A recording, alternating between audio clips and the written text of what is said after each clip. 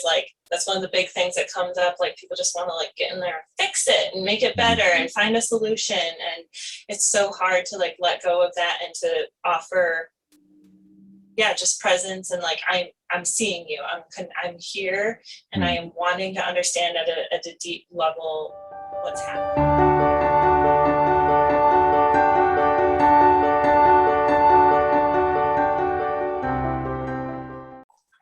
Okay, so joining us today, I have Dr. Rachel Stevens. Dr. Stevens has recently received a promotion to Director of Regent University's Psychological Services Center. She has developed expertise in working with college populations, especially those experiencing developmental trauma and abuse. She graduated from Regent University with a PsyD and then completed an APA-accredited internship at the University of Virginia's Counseling and Psychological Services Center, followed by a postdoctoral residency at University Counseling Services through Virginia Commonwealth University. In addition to her experience in trauma recovery, she also has clinical interest in multiculturalism, group therapy, attachment, spirituality, and gender dynamics. Dr. Stevens, thank you so much for joining us today. Happy to do it. Glad to be here. Yeah, it's good to see you. So if you could, can you just kind of tell us where your interest in psychology first began? Yeah. Well, when I was in college, I initially thought I was going to be a high school music teacher. I thought I was going to teach choir for the rest of my life. And but as part of that, I took some education classes while I was studying music.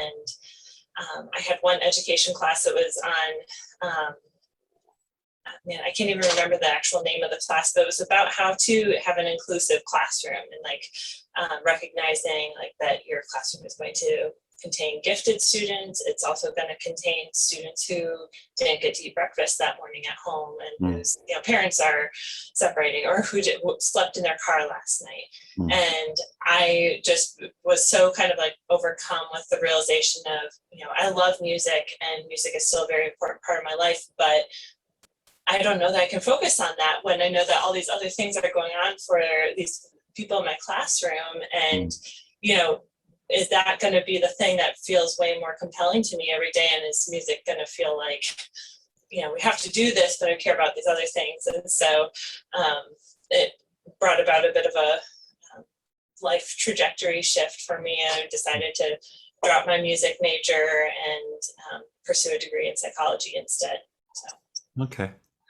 And then once you got into psychology in like undergrad, what did you think of the courses? Is from then straightforward, you looked back, no regrets, or how was it? It was a bit of a like, I guess, coming to terms process in some ways. Like my family I did not grow up being very familiar with the field of psychology or with the idea of therapy or anything like that. I don't think my parents were necessarily like totally against it, but it wasn't something that was part of our day-to-day, family culture either. So it was a bit of a new territory of sorts. And I do remember sitting in it was a lifespan class in my undergrad, and those professors started talking, Dr. Puffer, I remember his name, Dr. Puffer started talking about the idea that all truth is God's truth, and like that you don't have to be worried about like finding out these other truths about like who we are as human beings, because it all comes from God, if it's true. And I do remember just my mind being kind of like blown by that, like, oh gosh, like I can step into this without fear and without like this worry that I'm going to lose my faith or be like drawn into this humanistic secular world. And so I was very grateful to kind of make that transition in the context of like talking to other, learning from Christian professors in that area who kind of like started me in thinking about psychology in that way. Yeah, I've mentioned it before, but personally, when I started going to college for psychology, my undergrad program, I told my parents, and they said, "Oh, we think that you should study something like theology because psychology." And so, I think it's kind of a similar background, but Yeah. So, I remember someone, like, I came home on a break from college and someone from my church was like, well, I'm going to pray really hard that, like, the devil doesn't get you, essentially, like, through psychology. And I'm like, oh gosh, like, yeah. what have I done here? But which is, I say that with like a deep amount of empathy for the woman who said that to me. Like, I Yeah. understand like the fear there. Yeah. And also, it brings a smile to my face a bit because I also feel like my relationship with the Lord has deepened so much in learning about humanity through the field of psychology. So Yeah. I think her prayer was answered. So, I did not Yeah. fall. Yeah. Good. And then, so where did you attend? You said did you stay within the same university to study psychology that yeah. Yeah, I went to Indiana Wesleyan University. It's a really small school in the Midwest. Yeah. And then what brought you to Regent? I had a good friend who also studied psychology, also studied music with me. We kind of had like parallel lives, and she came out to Regent to get her PsyD. And so I knew I wanted to go to an integrative program. And like I said, that had really meant a lot to me to be able to kind of bring my faith into that academic space as well. And so I knew she was really liking Regent and applied there. And I actually stayed with her when I came to interview. And Okay. it kind of I applied to Biola as well. That was my other kind of, I was like, I'm going to choose one of these coasts and we'll see which one wins out. But I really had a great experience in my interview and felt like that was the door that was opening for me. So found myself at Regent. And actually my friend from college is Rebecca Hoovner, who now has a practice out here, and we still get together. And Oh, cool. So it's kind of neat. Our lives have continued to overlap in various ways. So. Yeah, that's neat. Yeah. I don't know if you want to get into it too much, but how was your experience with Biola, or did you get accepted there and you had to weigh the two? I did have to weigh the two, and it was, I think, I felt like I was able to, I felt more attainable to live out here with and attend Regent. Like even just like the cost of living and everything with California just felt like such a major culture shift and like financial shift for me that was a lot harder to kind of wrap my mind around. I was newly married and we had no money, and so that was certainly part of it too. So yeah. Okay, and then so with your love of music, have you been able to, or I don't know much about this, but is there any way to incorporate music into therapy, or have you done any type of research on that? I have not done a lot. When I was a student, I researched a little bit about music therapy, and that's certainly something I could look into more. I haven't much, but I do think it influences me. I love creating. I love on my breaks and stuff like that. I also often will do quilting or like art and stuff like that. I love just like the creative process. And I do think that influences how I approach clinical work with a bit of the like artistry mindset and not as much the like, I shouldn't say not as much. I still obviously like believe in science and like the scientific part of it, but the artistry piece is really important to me, and the idea of resonance, of learning a client, of adapting to that unique person is very compelling to me. And I do think that flows out of the kind of like musician piece. Yeah. Can you speak a little bit about your theoretical orientation? Yeah. I just can't get over relationships and people. No matter if I were to try, I just could not see the world in a different way. And I remember, attending a class on a sequence on psychodynamic therapy and theory that was going when I was a student. And it just felt like putting words to something that had like been there for me that I didn't know how to articulate. And so that certainly like was a very life-giving kind of start to learning about my own theoretical orientation. And I still, those kind of dynamic principles I think are still kind of interwoven into how I view things as a clinician. Mhm. But I also, from there, kind of discovered the more experiential camps of therapy, specifically accelerated experiential dynamic psychotherapy, or AEDP. Is very interesting to me. If I were to choose kind of like one label to kind of define myself as a clinician, it would probably be that. Okay. And so, Diana Fosha, who have developed this model, she started out as a psychoanalyst and psychodynamic clinician, and she got kind of like fed up with how psychodynamic work can be kind of like aggressive in some ways. Like you gotta like beat down this person's defenses and just kind of like break them a little bit. And so she was trying to like find like there's got to be something with more compassion, while also like really believing in some of these more like relational dynamic principles about how people are in the world. And so that has felt like a really natural fit to me, and it's a lot of like very similar to the dynamic psychodynamic kind of theories, but also has this high value on affirmation for the client and like recognizing the client's strengths. That as soon as you sit down with a client, that there are adaptive things that they are trying. There's things that strengths that they're bringing to the table that need to be kind of like called out and affirmed and reinforced. And I really do feel that that's a powerful aspect of therapy, like to start out on not only what's wrong with the client, but like what's right and what they are trying to do, even if they're trying very miserably and they don't have it right, like that they're still trying, they're still trying to find something that will solve this problem, and that's worth validating and honoring for them in the first place.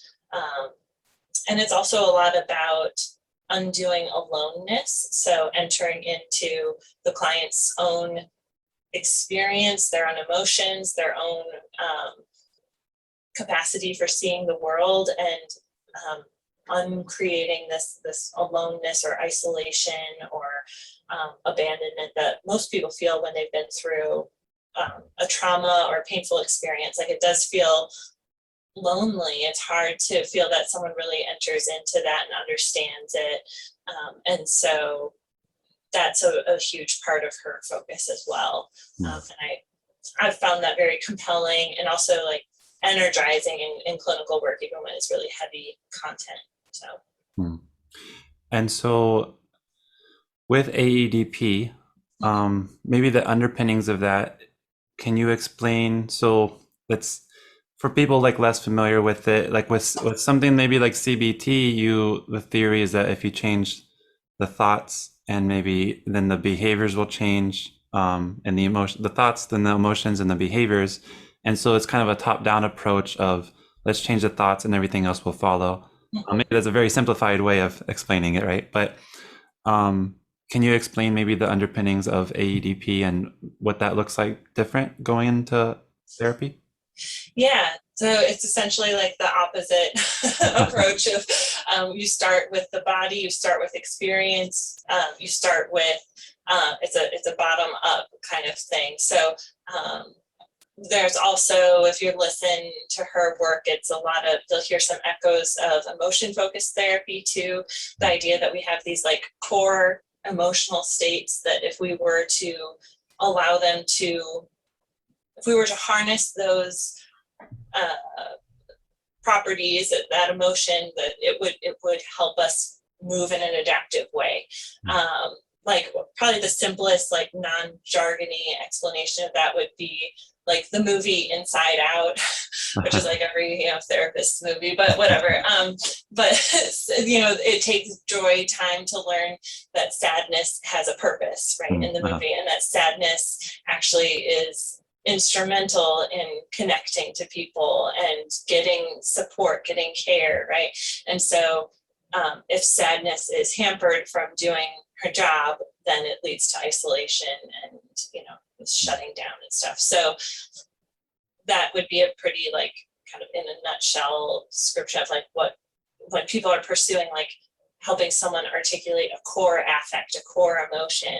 The idea is that if they can access that emotion and process it through, it will release there's a purpose for it, and it will release some adaptive sort of space for movement, and that then behavior and cognitions will follow that. And then that undoes aloneness. Right. Yeah. You're allowing them to process this deep emotion in the presence of they call it an attuned other, someone who's really connected on a neurological level, like they're resonating and attuned to that person. This is we can talk a little bit more about it in a moment, but also, so I'm going through Dr. Stevens' group therapy class right now, and the very beginning, one of the slides was a quote by Harry Sack-Sullivan that said, people, I'm going to misquote it, but basically it takes people to hurt other people, and then it takes people to heal other people. Mm-hmm. And so taking that along with, we're taking social psychology right now. Dr. Eric Jones is teaching it. Mm-hmm. And he's just trying to sell us this social psychology. They postulate, most of them postulate that our main purpose is to survive.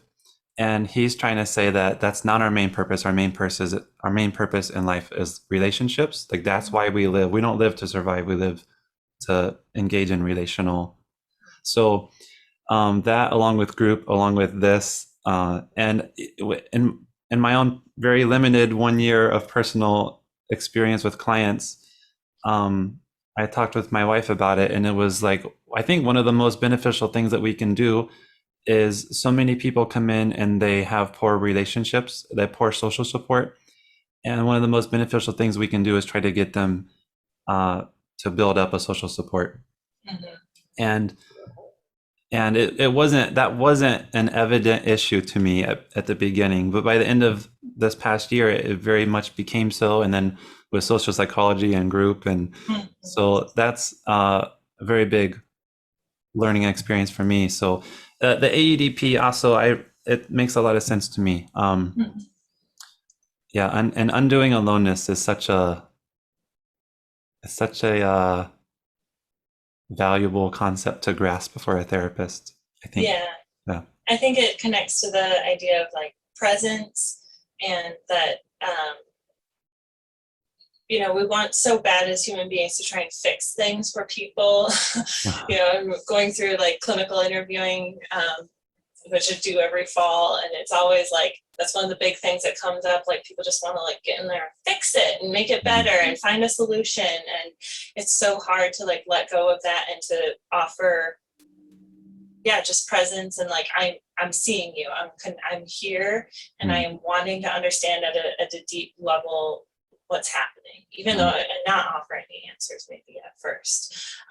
But I think even theologically, it's just so powerful to me, because the Trinity is in constant communion with itself, and that I think God has created us to be in communion and with Him, with others, and so in facilitating that for people, I do think we're bringing them back to something that God intended, that God intended them to be deeply connected to one another, and not just a brief life update posted on social media, but something with substance and depth to it. Yeah, I even told Jeff today I don't know if this is the way it was really meant, but just the thought came to my mind where God said, "It is not good that man should be alone." It doesn't necessarily have to mean that not everyone out there needs to be with a significant other, but just Yeah, that phrase, general statement, the blanket statement, it's not good for man to be alone. So absolutely. even just that, um, that led me to another thought, but I can't think of what it was. um, yeah. So how about, let's talk about a little bit about group therapy. I think that a lot of people have kind of misperceptions about group and what it looks like, um, am I just going to go and listen to a bunch of people kind of complain about things? And so, can you tell us a little bit about group therapy and maybe what got you interested in that? Yeah. Group group is something I kind of fell into. I did not, I gotta be honest, I did not intentionally seek that out. And then when I really got a lot of group experience through counseling centers, because universities are probably some of the best hubs for effective groups.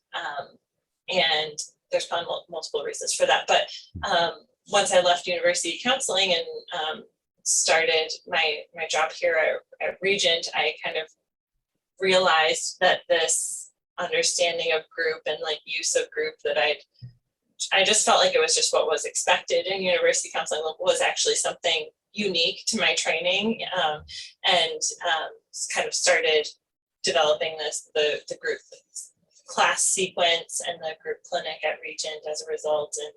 And I think as I, again, kind of like got distance from where I trained in that, I realized like that it fit really well with some of how I see the world, and kind of provided a powerful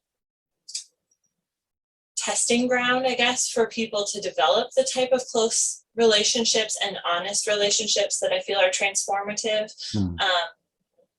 But at the same time, most people, I think, when they think of group therapy, they think of a class, like something that they're just going to like get taught a skill and get some handouts and they go home, or just like a check-in group of like, I go in and I say like what happened in my week, and then we all leave, and like, what does that mean? So neither of which are very compelling reasons to go like sit with a bunch of random people and who are not trained professionals, and like what am I expected to get out of that, right? So but I think in assisting with a lot of groups, I came to see kind of the power of what it means to actually get feedback from another person, like those thoughts that are in everyone's mind of like, I wonder what I'm really like to others. Like if you ever see a photograph of yourself or a video of yourself and you're like, really, like that's how I look in a picture, or I hear can't your believe voice. my voice sounds like that. Yeah. Like everyone's gotten in the past year and a half of using Zoom constantly and getting this little box of feedback in the corner all the time. I'm like, I've learned so much about myself in therapy. I'm like, man, I turn my head to the side way more than I thought I did, and all this stuff. But that desire of like, I wonder what I'm like from another's perspective, is so like intriguing, I think, to a lot of people, and also incredibly scary, because I could learn something really devastating about myself, but I also might like see this beautiful new part of myself that is not evident to me and is only to other people too. And then pairing that with, what if other people knew this like deep internal, the things about myself that I don't like to share with others, and what is it like to do that, and maybe find connection or understanding or empathy on the other side of that. And so when those two things are combined, I think group is just such a powerful learning environment. And really, I would have to say that my passion for group was solidified when I entered into group experiences myself. Like there's a conference I go to that has like a 2-day process group experience, and it's like 6 hours of group therapy each day, and it's ridiculous. But also each time I've gone to it, I leave like, wow, I'm, just like a new way of seeing myself in a group context, a new way of like learning something from a group. It's always a very unpredictable but still powerful experience. And so that definitely solidified it for me of like, this has the power to really impact people. This also might be too personable, but can you speak to maybe the biggest takeaway from a group experience that you've had? Gosh. I think it's a little more personal, but I don't mind. I think in grad, especially as a student, I really struggled with getting feedback over and over about needing to be more assertive. And that just became like this thing that I hated hearing that. I'm like, I didn't see myself as an assertive person. It felt like asking to be something that I wasn't, and like a deficit that I just like didn't have the skill that I needed.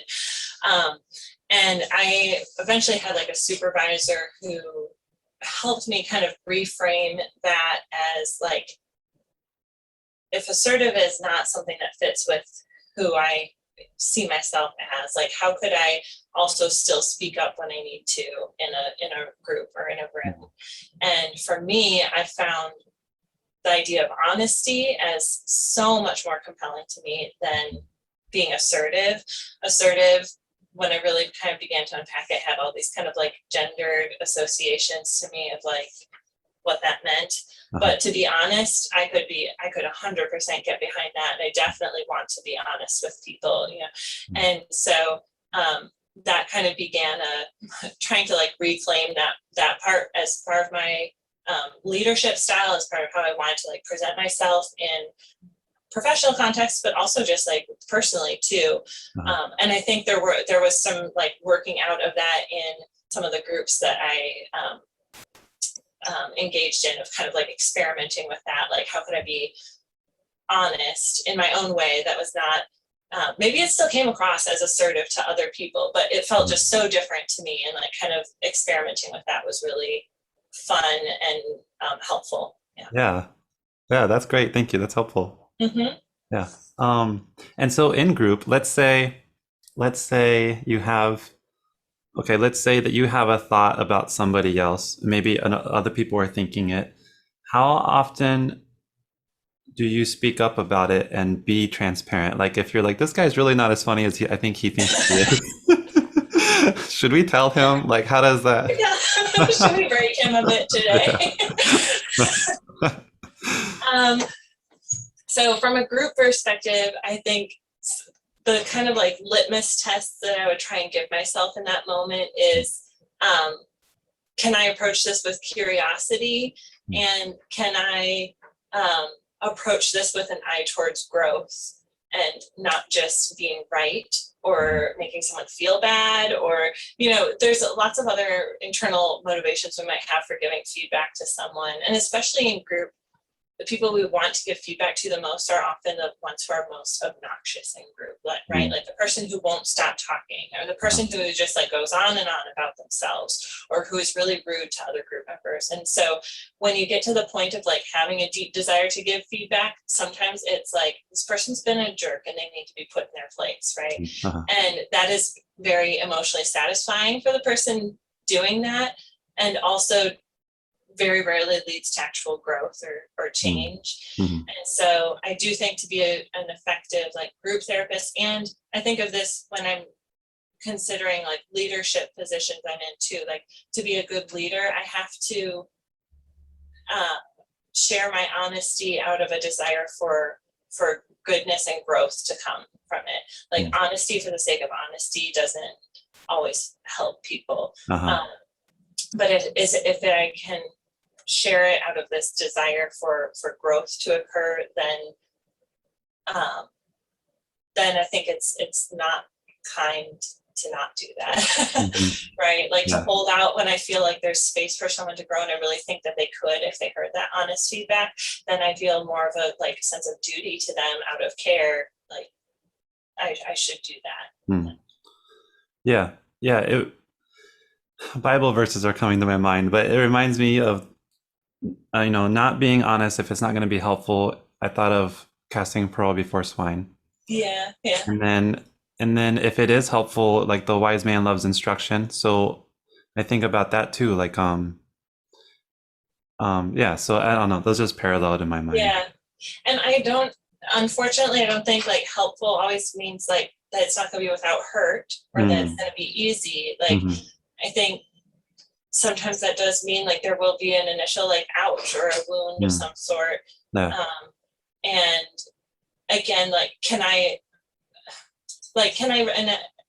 check myself to see like, can I feel that ouch, like, and know that, and like empathize with the reality of that wound, and still, does it still feel like it's worth it to give? Mm, That's a wound with a purpose, and not just a wound that makes me feel better and like I've like caused some like you've made me suffer and I'm going to make you suffer kind of thing, right? yeah.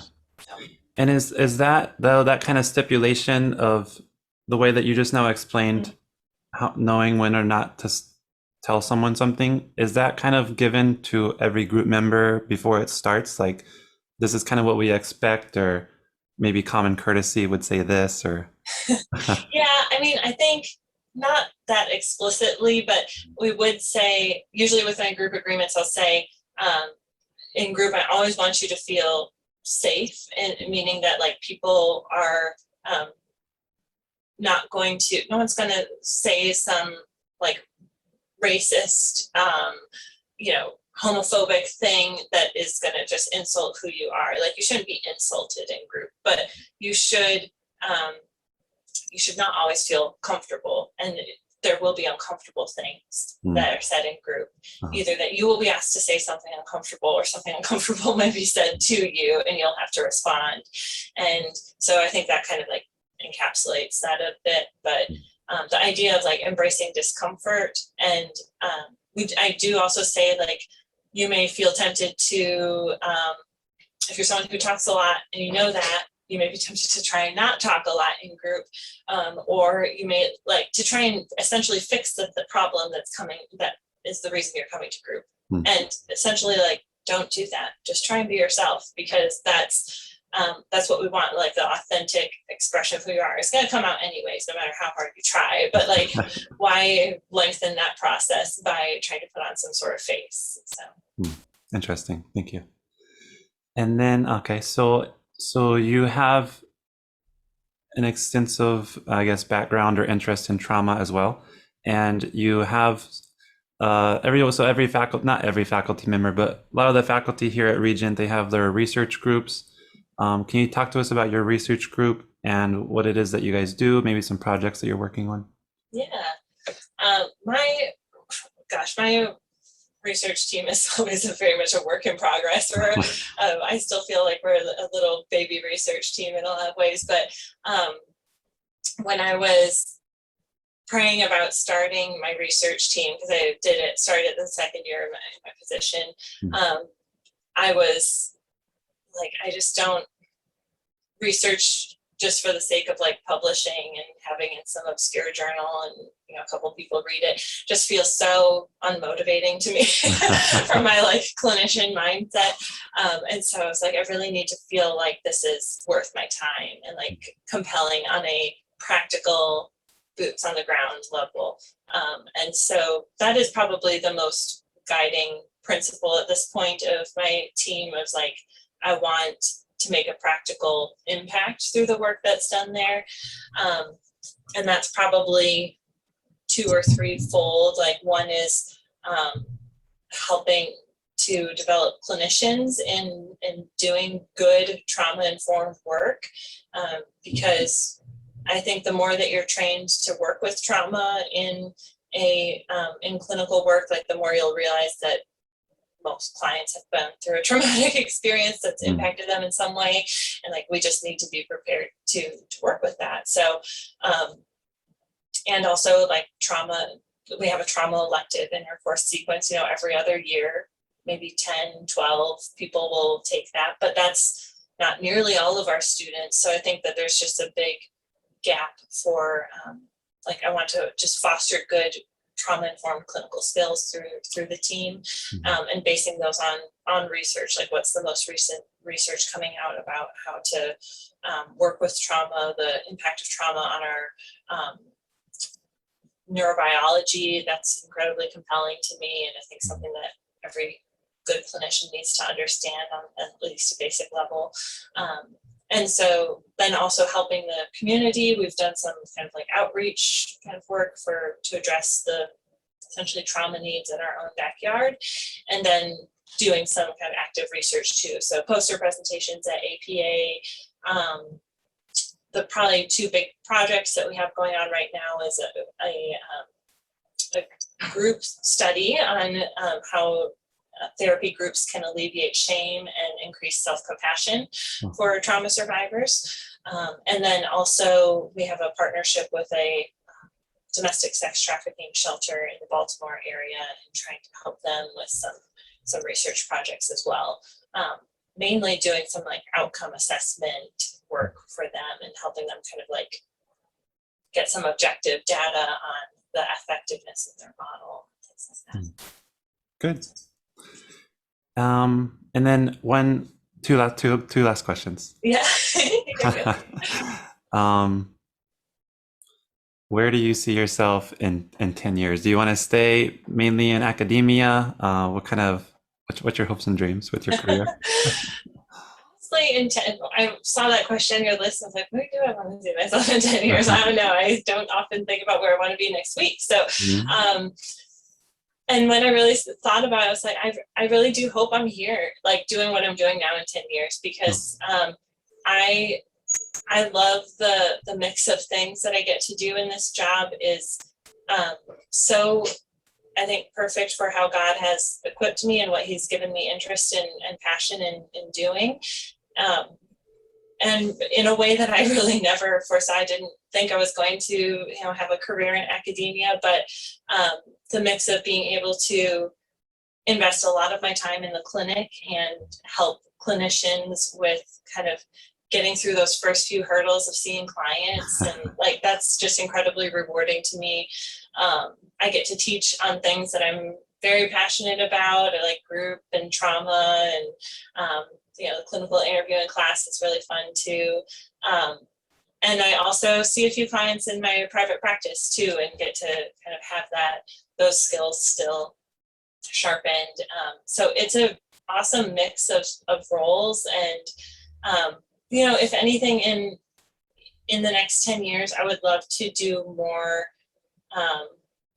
maybe some like public speaking, and like publish some more like practical things that would be for more lay audiences versus academic. But those, so I'd like to see it maybe expand in new ways, but I hope I'm here in 10 years. I really do. Yeah, good. Yeah.